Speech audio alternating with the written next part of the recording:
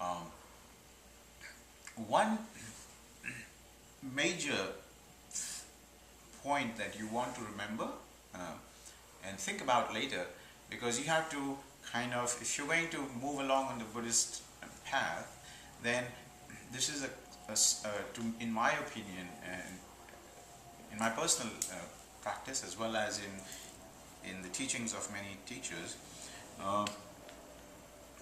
this is what I'm going to say is a central point, which is that Buddhist thinking and philosophy is based on completely becoming comfortable with the thought that things do not start, are not born, and they never die. Okay? Things merely change. Okay?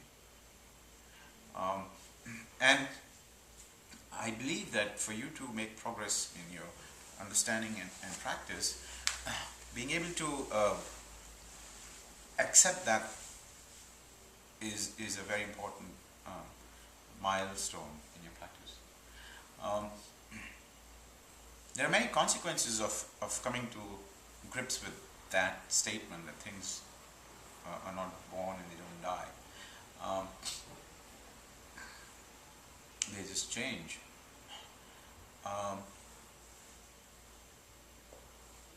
So it brings into question about your life when you're here. You were born, and you've been told that you're going to die as well. Everybody seems to do that. So, you know, how does this come together, right? So,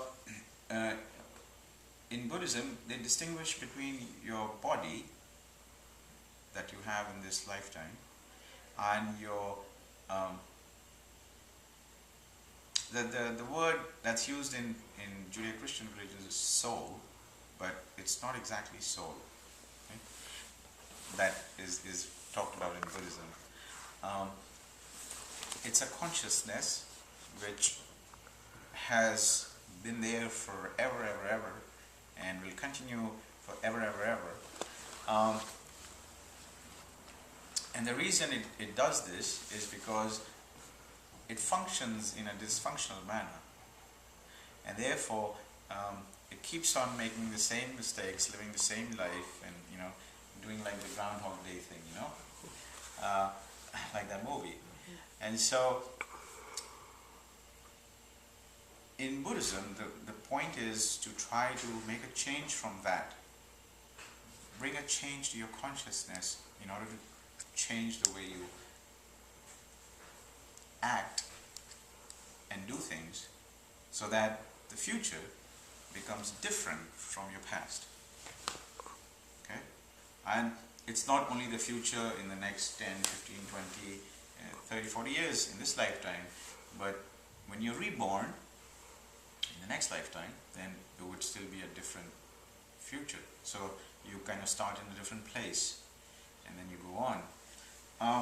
So the process by which you keep on being reborn and is taking different forms of the body is what is called as the concept of rebirth. And the place where this consciousness keeps on getting reborn and keeps on doing its actions and such is called samsara, S-A-M-S-A-R-A, which is the Sanskrit word for the world. Okay? There are many meanings to that word. In Eastern languages, as in Western languages, often a word has multiple meanings. And in the case of samsara, the meaning I said, which is the world around you, the creation, is one meaning.